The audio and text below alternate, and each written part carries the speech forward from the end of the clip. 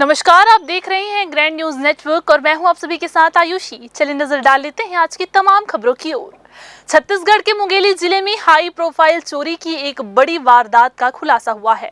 Police ने operation बाज के तहत कुछ ही दिनों में आरोपियों को पकड़कर मामला सुलझा लिया है। छत्तीसगढ़ के मुंगेली जिले की पॉश कॉलोनी पृथ्वी ग्रीन फेज 1 में 26 जुलाई की रात 4 घरों के ताले तोड़कर करीब 30 लाख रुपए की चोरी की गई थी। इस मामले में प्रार्थी आयुषराम और त्रिभुवन यादव ने सिटी कोतवाली में रिपोर्ट दर्ज कराई थी। एसपी भोजराम पटेल के निर्देश पर एसडीओपी मयंक तिवारी व डीएसपी नवनीत पाटिल के नेतृत्व में एक विशेष टीम गठित की गई। पुलिस ने ऑपरेशन बाज के तहत सीसीटीवी फुटेज, तकनीकी सर्वे और एयरपोर्ट रिकॉर्ड्स की मदद से चोरों की गतिविधियों को दिल्ली व ग्वालियर तक ट्रेस किया। आरोपी चोरी के बाद हवाई जहाज से दिल्ली भाग गए थे और वहां ऐशो आराम की जिंदगी बिता रहे थे। ग्वालियर से एक आरोपी सूरज कुर्रे को गिरफ्तार किया गया, जबकि उसका साथी संदीप सतनामी फरार हो गया। आगे की कार्यवाही में वेद प्रकाश उर्फ बेदू और गुलशन साहू को भी गिरफ्तार किया गया। पुलिस ने इनसे कुल 30,67,740 रुपए नकदी, जेवरात, मोबाइल व वाहन बरामद किए हैं। सभी चीज़ों को टेक्निकल एंड सीसीटीवी फुटेज और सभी चीज़ों को देखने के बाद में कहानी इस प्रकार से क्लियर हुआ कि संदीप सतनामी नाम का व्यक्ति, जिसके खिलाफ पहले से अपराध दर्ज है, अपने साथी जो ड्राइवर था सूरज कुर्रे और अपने दूसरे साथी मंजीत के साथ में यहाँ पर आया था और आने के बाद में मंजीत और संदीप ने घटना को अंजाम दिया। चोरी के पैसे ये सभी चीज़ों को लेकर के वह भागा। मंजीत को उसने सरगांव थाना क्षेत्र में उसने छोड़ा, अपने सरवन कापा क्षेत्र में उसने छोड़ा और उसके बाद में यह सूरज कुर्रे के साथ में गाड़ी के माध्यम से एयरपोर्ट गया और वहां से दिल्ली भाग गया, जिसको पकड़ने के लिए हमारी टीम गई थी और वहीं पर हम लोगों ने सूरज कुर्रे को पकड़ करके लाया।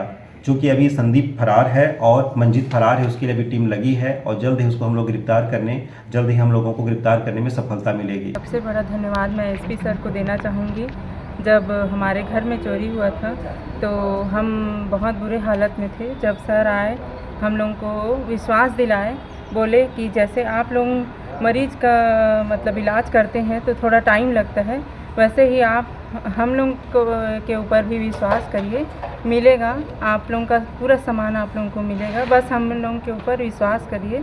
एक भाई के नाते मैं आप लोगों को विश्वास दिला रहा हूँ। ऐसे करके सर ने हम लोगों को विश्वास दिलाया था, इसके लिए मैं सर को बहुत बहुत दिल से धन्यवाद देना चाहती हूँ। ईश्वर को धन्यवाद देना चाहता हूँ कि ऐसी अच्छी टीम दी है पुलिस की हमारे मुंगेली ज़िला में, कि हमारे घर में शनिवार रात को चोरी हो गया था। 26 तारीख को नाइट ड्यूटी गए थे हम लोग तो, और उसको कल हम लोग को बताया कि ऐसे आपका संदिग्ध पकड़ा गया है करके। और हमारे मुंगेली ज़िला के सारे पुलिस वालों को हम तहे दिल से, हमारे परिवार में अब छोटी बच्ची है, मैं उसके लिए हम भविष्य को तय करने के लिए पुलिस को बहुत बहुत धन्यवाद कहना चाहता हूँ।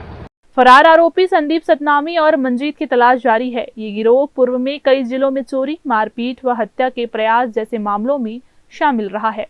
ग्रैंड न्यूज के लिए तखतपुर से विनय करिहार की रिपोर्ट। आधारशिला विद्या मंदिर सैनिक स्कूल बिलासपुर में शनिवार को यूथ पार्लियामेंट का आयोजन भव्य रूप से किया गया। इस कार्यक्रम का उद्देश्य विद्यार्थियों में लोकतांत्रिक मूल्यों, विचार विमर्श की संस्कृति और नेतृत्व क्षमता को प्रोत्साहित करना था। कार्यक्रम में मुख्य अतिथि के रूप में दिल्ली विश्वविद्यालय छात्र संघ के अध्यक्ष रौनक खत्री शामिल हुए, जिन्होंने छात्रों का उत्साहवर्धन किया और युवाओं के भविष्य निर्माण में भागीदारी की आवश्यकता पर जोर दिया। आधारशिला विद्या मंदिर सैनिक स्कूल बिलासपुर में शनिवार को यूथ पार्लियामेंट के तहत छात्रों को संबोधित करते हुए युवाओं की भूमिका पर प्रकाश डाला गया। कहा गया कि आज का युवा ही आने वाले भारत का भविष्य तय करेगा। यूथ पार्लियामेंट में छात्रों ने विभिन्न सामाजिक, राजनीतिक और आर्थिक मुद्दों पर चर्चा की और छात्र छात्राओं ने विपक्ष और पक्ष की भूमिकाएं निभाते हुए प्रश्नकाल जैसे सत्रों को बेहद प्रभावशाली ढंग से प्रस्तुत किया। कहीं ना कहीं पार्टीवाद हो रहा है।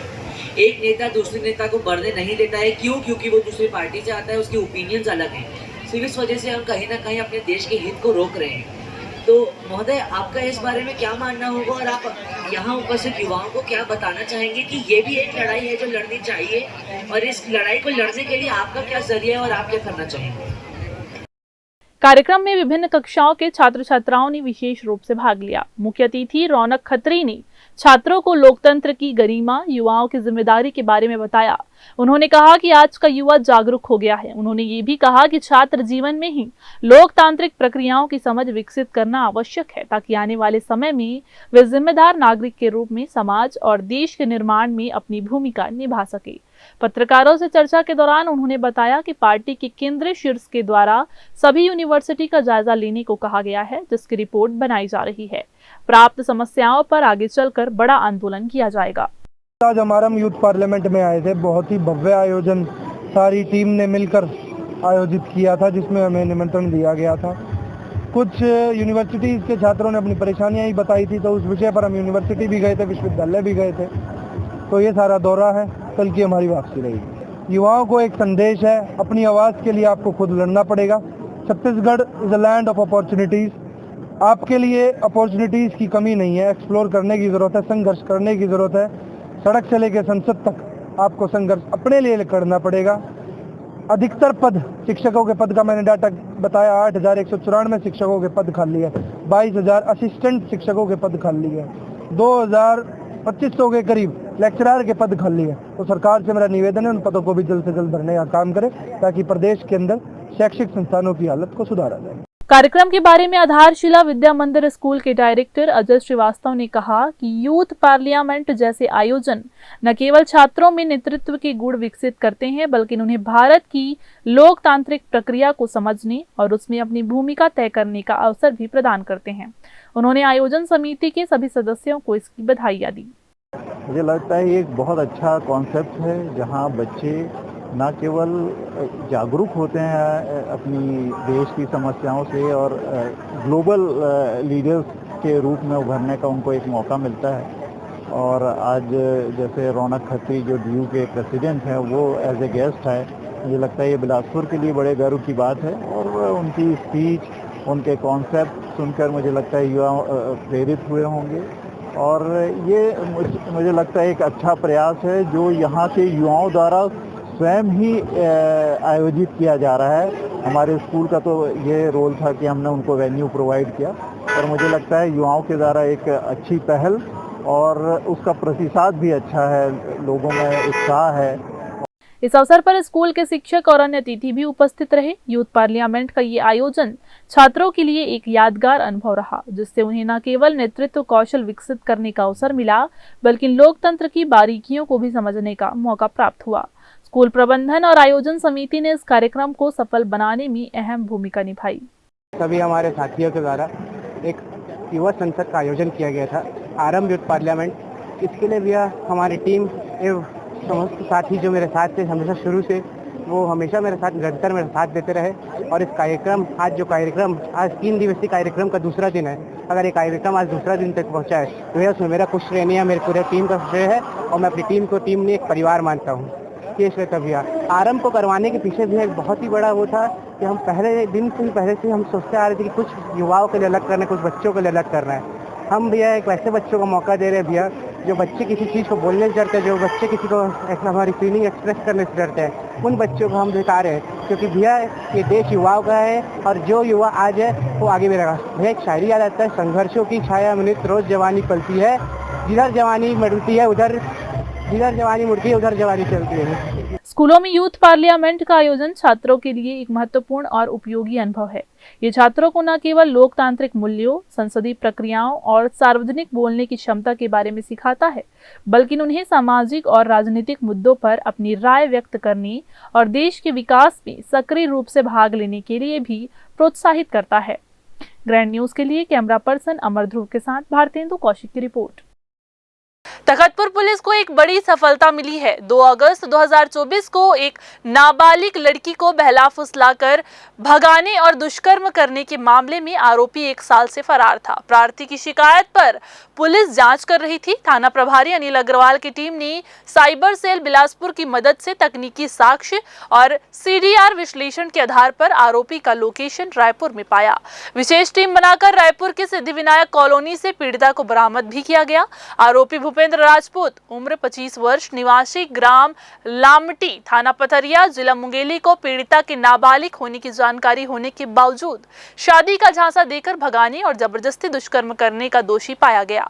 आरोपी पर पॉक्सको एक्ट समेत अन्य धाराएं लगाई गई और उसे जेल भेज दिया गया है। आज से ठीक 1 वर्ष पूर्व तखतपुर बस स्टैंड से एक माइनर गर्ल की मिसिंग की रिपोर्ट उसकी माता के द्वारा दर्ज कराया गया था। तब से लगातार पतासाजी की जा रही थी और अभी ऑपरेशन मुस्कान के तहत गंभीरता से पता तलाश करने हेतु पुलिस अधीक्षक महोदय द्वारा निर्देशित किया गया था। इसी क्रम में इसका लिंक तलाश करते हुए लिंक मिलने पर उक्त पीड़िता को रायपुर से आरोपी भूपेंद्र राजपूत, जो लमती जिला मुंगेली का रहने वाला है, उसके कब्जे से बरामद किया गया है और जांच में पाया गया कि 1 साल तक वो लड़की नाबालिग को अपने साथ रखकर विभिन्न स्थानों में किराए के मकान में रह रहा था और पहचान छुपा के रह रहा था, जिसे पुलिस के द्वारा काफ़ी मशक्कत के बाद बरामद किया गया है और उसे पॉक्सको और 376 जैसी धाराओं में गिरफ्तार करके रिमांड पर भेजा गया है।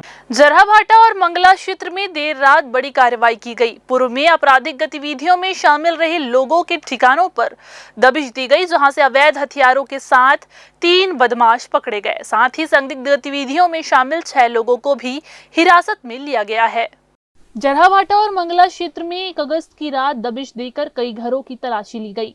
पूर्व में गंभीर अपराधों में लिप्त रहे लोगों को टारगेट कर कार्रवाई की गई। इस दौरान जनित बाजार, सूरज कौशले और प्रफुल्ल डाहिरे, इन सभी को अवैध चाकू और चापड़ के साथ पकड़ा गया। सभी के खिलाफ प्रतिबंधात्मक कार्रवाई की गई है। सुबह एक अभियान चलाया गया था वरिष्ठ अधिकारियों के निर्देशानुसार, जिसमें क्षेत्र में अशांति फैलाने वाले लोगों को टारगेट रखा गया था, जहां पे 3 बदमाशों को उनको कत्ता सहित पकड़ा गया है, जिसमें आर्म्स एक्ट की कार्रवाई की गई है तथा अन्य 6 बदमाशों पर प्रतिबंधक कार्रवाई की गई है, जिसे आज न्यायालय में पेश किया जा रहा है। इसी दौरान क्षेत्र में संदिग्ध रूप से घूम रहे 6 युवकों को भी पकड़ा गया। इसमें रामायण पटेल, नीलेश पटेल, अभिषेक मनहर, प्रहलाद गेंदले, राहुल गुरुटी और यासीन अली शामिल है। लगातार हो रही दबिश से क्षेत्र के असामाजिक तत्वों में खलबली मच गई है। ये अभियान आगे भी जारी रहेगा। कैमरामैन राहुल ठाकुर के साथ पिंटू दुबे की रिपोर्ट। रेल प्रशासन ने रेल यात्रियों की सुविधा को ध्यान में रखते हुए एक नई और अत्याधुनिक मोबाइल एप्लीकेशन रेल वन की शुरुआत की है। आप सभी को बता दें कि इस ऐप में यात्री टिकट बुकिंग से लेकर किसी तरह की शिकायत और मदद भी ले सकेंगे। इस एप्लीकेशन का मुख्य उद्देश्य उपयोगकर्ता को बेहतर अनुभव प्रदान करना है, जिसे सरल और स्पष्ट यूआई यूजर इंटरफेस के माध्यम से साकार किया गया है।